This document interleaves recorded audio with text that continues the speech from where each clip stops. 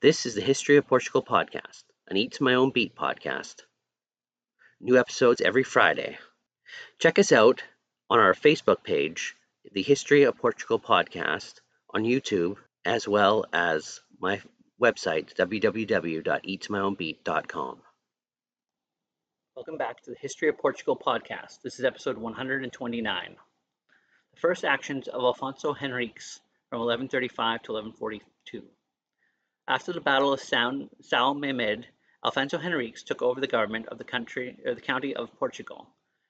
In 1135, founded the Castile of Leirera, roughly halfway between Coimbra and Santarém, defending an important road between the two cities.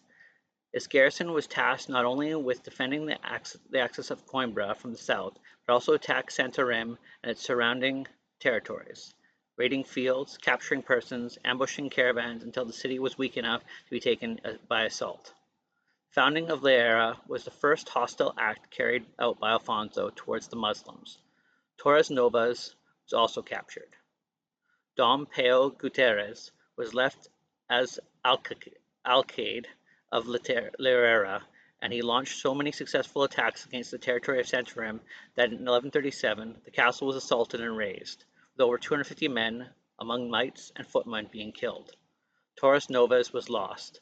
A Portuguese force was also wiped out close to the banks of River Nabo, modern-day Tomar River. Leirera was later recaptured. The Battle of Henrique, 1139.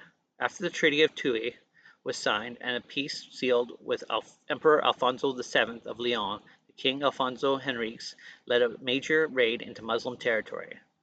The moment was well selected, as the Leonese was laid siege to Orea, and the Almoravids would have been preoccupied with aiding the beleaguered castle.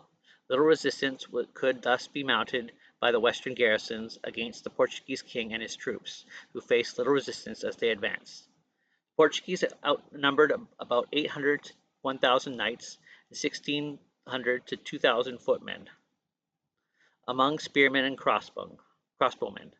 On their way back, they intercepted by a Muslim force commanded by Esmar, likely the governor of Cordoba, Muhammad Azu Zabar ibn Umar, at Henrique. The Muslim commander had gathered whatever forces he could be collected from Beja, Badajoz, Evora, Seville, and Elvas, therefore forming a relatively numerous host.